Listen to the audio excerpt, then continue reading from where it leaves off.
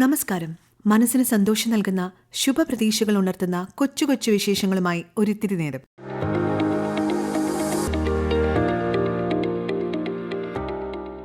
ആകാശവാണി വാർത്താ വിഭാഗം അവതരിപ്പിക്കുന്ന നല്ല വാർത്തകളിലേക്ക് സ്വാഗതം.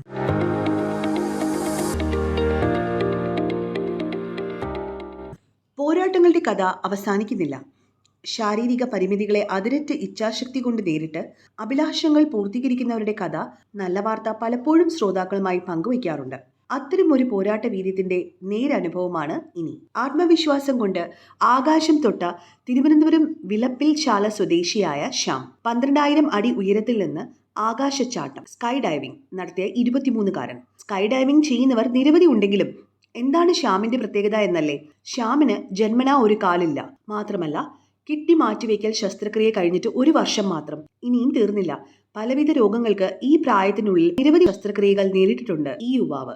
ഒരു സാധാരണക്കാരൻ മനം മടുത്തു പോകുന്ന ആശുപത്രി ചുവരുകൾക്കുള്ളിൽ നിന്ന് ആകാശത്തിന്റെ അനന്ത വിഹായസിലേക്ക് പാറി പറന്നുകൊണ്ടാണ് ശ്യാം തന്റെ സന്തോഷത്തെ തിരികെ പിടിച്ചത്. നേട്ടങ്ങളുടെ പട്ടിക ഇനിയും തീർന്നില്ല. 1000 കിലോമീറ്റർ സൈക്കിൾ ചവിട്ടിക്കൊണ്ട് കരയിൽ ചരിത്രം രചിച്ച ശ്യാം ആത്മവിശ്വാസത്തിന്റെ കൊടുമുടിയിൽ ആകാശത്തിലേറുമ്പോൾ ഏത് പ്രതിസന്ധിയെയും സധൈര്യം നേരിടാനുള്ള സന്ദേശമാണ് പകർന്നു നൽകുന്നത്. ജനിച്ച് 19 ദിവസത്തിലാണ് എൻ്റെ ആദ്യ സർജറി. അതിനുശേഷം എനിക്ക് ഇപ്പം 23 വയസ്സിൽ 16 സർജറി ചെയ്തിട്ടുണ്ട്. അതും വലിയ വലിയ സർജറീസ്, മേജർ സർജറീസും, സ്പൈനലിൽ മുഴ, ഈ പറഞ്ഞ സ്പൈനലിൽ ബെൻഡ് കാര്യങ്ങൾ, 3 കിഡ്നി ഉണ്ടായിരുന്നു, അതിൽ 2 റിമൂവ് ചെയ്തു. അങ്ങനെയുള്ള ഒത്തിരി സ്ട്രഗിൾസിലൂടെ, കിഡ്നി ട്രാൻസ്പ്ലാന്റേഷൻ ഉൾപ്പെടെ വലിയ സ്ട്രഗിൾസിലൂടെ ഞാൻ ജീവിച്ചുകൊണ്ടിരിക്കുന്നതിനിടയ്ക്കാണ് ഞാൻ സൈക്ലിംഗ് പഠിക്കുന്നത്. സൈക്ലിംഗ് പഠിച്ചിട്ട് തന്നെ അതിനകത്ത് ഞാൻ കുറച്ച് ഒരു 2-3 കിലോമീറ്റർ ഇത്രയും കുറച്ച് ആരോഗ്യം വെച്ച് യൂറിൻ ട്യൂബ് ഇട്ട് ഇത്രയും യാത്ര ചെയ്യുക എന്ന് പറഞ്ഞാൽ ഭയങ്കര ബുദ്ധിമുട്ടുള്ളൊരു കാര്യമായിരുന്നു. അതും ഞാൻ കടന്നു. 1000 കിലോമീറ്റർ എനിക്ക് 6 ദിവസത്തിൽ സൈക്കിൾ ഓട്ടാൻ പറ്റിയിട്ടുണ്ട്. കേരളത്തിൻ്റെ ഒരു സൈഡിൽ നിന്ന് മറ്റേ സൈഡിലോട്ട് എനിക്ക് പോകാൻ പറ്റിയിട്ടുണ്ടായിരുന്നു. സോ അതൊക്കെ ഞാൻ പ്രൗഡായിട്ട് പറയുമ്പോഴും എന്താ പറയുക, എനിക്ക് പിന്നെയും ലിമിറ്റേഷൻസ് വന്നുകൊണ്ടിരുന്നപ്പോഴത്തേക്ക് ആ സമയത്താണ് ഞാൻ ഒന്നുകൂടെ ചിന്തിച്ചിട്ട് എനിക്ക് ഇതിനും അപ്പുറം എനിക്ക് പോകാൻ കഴിയുമെന്നുള്ളൊരു വിശ്വാസത്തോടെയാണ് ഞാൻ സ്കൈ ഡൈവിങ്ങിന് വേണ്ടി റിസർച്ച് തുടങ്ങിയത്. റിസർച്ച് തുടങ്ങിയപ്പോൾ എനിക്ക് മനസ്സിലായി ഇത് അത്രയും എളുപ്പമുള്ളൊരു കാര്യമല്ല. സോ അതിന് വേണ്ടിയിട്ട് ഒത്തിരി കാര്യം, ഒരു 3 മാസത്തോളം ഒരു 100ഓളം മെയിൽ USPAക്കൊക്കെ അയച്ചു. അവിടെ നിന്ന് റിപ്ലൈ വന്നു. ദെൻ ഒത്തിരി ഡോക്ടേഴ്സിൻ്റെ സർട്ടിഫിക്കറ്റ്സ് മേടിച്ചുകൊണ്ട് കൊടുത്തു. അങ്ങനെയാണ് ഞാൻ ആ ഒരു പ്രൂവൽ മേടിച്ചെടുത്തത്. അതിനുശേഷം ഒരു ഡ്രോപ്പ് സോൺ എന്നെ അംഗീകരിക്കുക എന്നുള്ളത് അതിനേക്കാളും വലിയ ബുദ്ധിമുട്ടാണ്. കാര്യം എന്നെപ്പോലൊരു വ്യക്തിയെ ഒരു ഡ്രോപ്പ് സോൺ അംഗീകരിച്ച് അവരെ ഏറ്റെടുത്ത് സൈഡ് ചെയ്യിപ്പിക്കുക എന്ന് പറഞ്ഞാൽ അതിനേക്കാളും ബുദ്ധിമുട്ടുള്ള ഒരു കാര്യമായിരുന്നു. പിന്നെ എൻ്റെ പരിശ്രമത്തിൻ്റെ ഒടുവിലാണ് തായ്ലൻഡ് എന്ന് പറഞ്ഞിട്ടൊരു ഡ്രോപ്പ് സോൺ അക്സെപ്റ്റ് ചെയ്യുകയും അതിനുശേഷം ഞാൻ അവിടെ പോവുകയും ജമ്പ് ചെയ്യുകയും ചെയ്തത്. ആൻഡ് അതിനുശേഷം ഞാൻ പാരാഗ്ലൈഡിങ് ചെയ്തു. പാരാഗ്ലൈഡിങ്ങിന് പൈലറ്റ് P1 P2 ചെയ്ത് പൈലറ്റായി. ദെൻ അതിനുശേഷം ഇപ്പം വീണ്ടും സ്കൈ ഡൈവിങ്ങിൻ്റെ ലൈസൻസ് എനിക്ക് കംപ്ലീറ്റ് ചെയ്യണം, ലൈസൻസ് എടുക്കണം എന്നുള്ള ആഗ്രഹമുണ്ട്. സോ ഇപ്പം അതിനുവേണ്ടി പ്രയത്നിക്കുന്നു. സ്പോൺഷിപ്പും കാര്യങ്ങളൊക്കെ കണ്ടെത്താൻ ശ്രമിക്കുന്നു. ജീവിതം തോൽക്കാനുള്ളതല്ല, മുന്നേറാനാണ് എന്ന് ശ്യാം തന്റെ ജീവിതത്തിലൂടെ നമുക്ക് കാണിച്ചു തരുന്നു.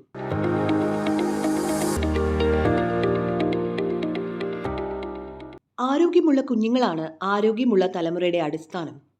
എന്നാൽ കുഞ്ഞുങ്ങൾ ആരോഗ്യമുള്ളവരായി ജനിക്കണമെങ്കിൽ ഗർഭവതികളായ അമ്മമാർ ആരോഗ്യം ഉള്ളവരായിരിക്കണം. നല്ലൊരു വിധത്തിൽ പറഞ്ഞാൽ അമ്മയുടെ ആരോഗ്യമാണ് കുഞ്ഞിൻ്റെ ആരോഗ്യത്തെയും അതുവഴി ഒരു തലമുറയുടെ തന്നെ ഭാവിയെയും സ്വാധീനിക്കുന്നത്. ലോകാരോഗ്യ സംഘടനയുടെ കണക്കുകൾ പ്രകാരം ഇന്ത്യയിലെ സ്ത്രീകളിൽ, പ്രത്യേകിച്ച് ഗർഭിണികളിൽ വലിയൊരു ശതമാനവും വിളർച്ച, പോഷകാഹാരക്കുറവ് എന്നിവ നേരിടുന്നു.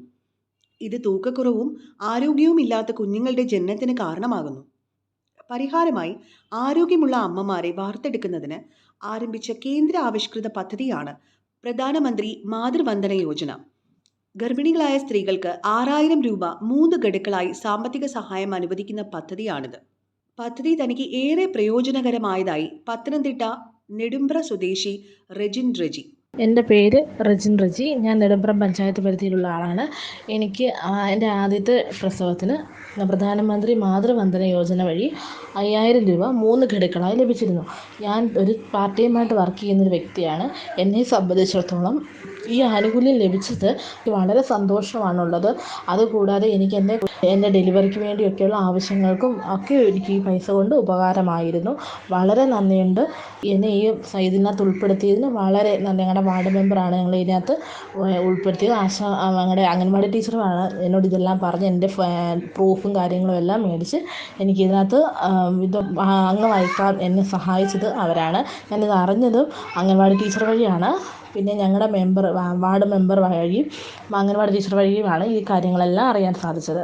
സാമ്പത്തിക പരിമിതികൾ തടസ്സമാകാതെ ഗർഭകാലത്തും കുഞ്ഞ് ജനിച്ച ശേഷവും തന്റെയും കുഞ്ഞിന്റെയും ആരോഗ്യം സംരക്ഷിക്കുന്നതിന് സ്ത്രീകളെ ഒരു പരിധിവരെ സഹായിക്കുന്ന പദ്ധതിയാണ് പ്രധാനമന്ത്രി മാതൃവന്ദന യോജന. ആരോഗ്യമുള്ള തലമുറകളെ വാർത്തെടുക്കുക എന്നത് വ്യക്തികളോടൊപ്പം ഗവൺമെന്റിന്റെയും ഉത്തരവാദിത്തമാണ്.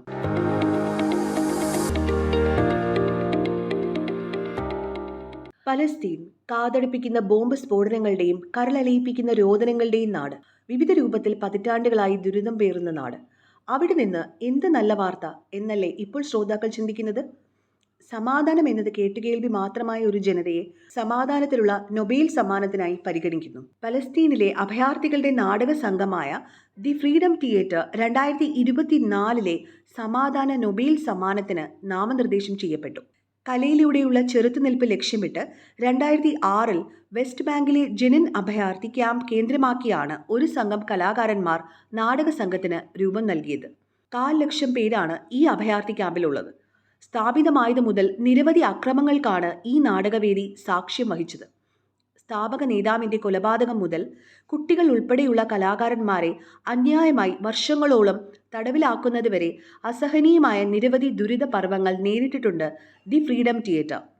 സമാനതകൾ ഇല്ലാത്ത പ്രതിസന്ധികൾക്കിടയിലും കലയെ പരിപോഷിപ്പിക്കുന്നതിനും അതിലൂടെ ഒരു ജനതയെ പ്രചോദിപ്പിക്കുന്നതിനുമാണ് ഫ്രീഡം തിയേറ്ററിനെ സമാധാന നൊബേൽ പുരസ്കാരത്തിനുള്ള നാമനിർദ്ദേശത്തിന് അർഹമാക്കിയത്. അതെ, കലയുടെ ശക്തി അവാജ്യമാണ്. നാടകം എന്ന മാധ്യമത്തെ പടവാളാക്കി അതിക്രമത്തിനെതിരെ പോരാടുന്ന ദി ഫ്രീഡം ഫൈറ്റേഴ്സിന് കിട്ടിയ ഈ ശുപാർശ ഒരുപക്ഷെ നൊബേൽ പുരസ്കാരത്തോളം തന്നെ വിലമതിക്കാനാവാത്തതാണ്.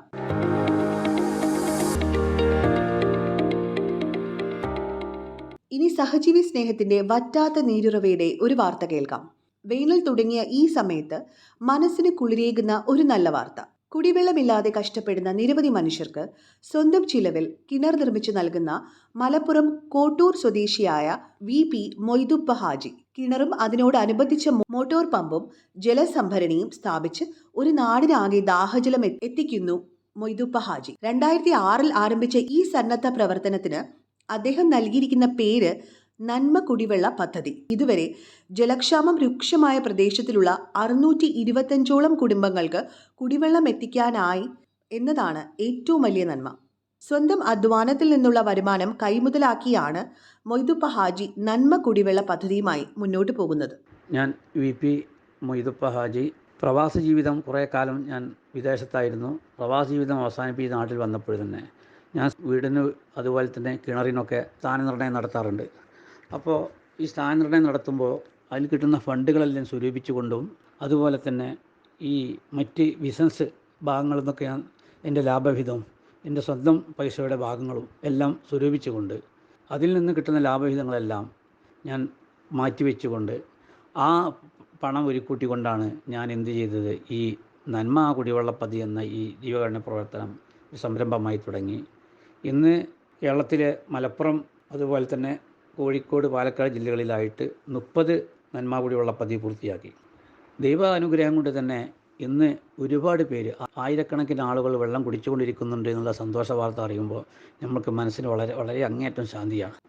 അനുഭവം ഗുരു എന്നതാണ് തന്റെ ഈ സംരംഭത്തിന് പിന്നിലെ പ്രചോദനം എന്ന് മൊയ്തുപ്പ ഹാജി സാക്ഷ്യപ്പെടുത്തുന്നു. കുട്ടിക്കാലത്ത് ശുദ്ധജലത്തിനായി മാതാവ് നേരിടേണ്ടി വന്ന യാതനകളുടെ ഓർമ്മപ്പെടുത്തലുകളാണ് അദ്ദേഹത്തെ ഈയൊരു ആശയത്തിലേക്ക് നയിച്ചത്. യാതൊരു ലാഭേച്ഛയുമില്ലാതെ ജീവകാരുണ്യം, സഹജീവി സ്നേഹം എന്നിവ മാത്രം ലക്ഷ്യമിട്ട് വർഷങ്ങളായി ചെയ്തു വരുന്ന സേവനം. നന്മയുടെ ഉറവ് പറ്റാത്ത ഇത്തരം മനുഷ്യരാകട്ടെ പുതുതലമുറയുടെ മാർഗദർശികൾ.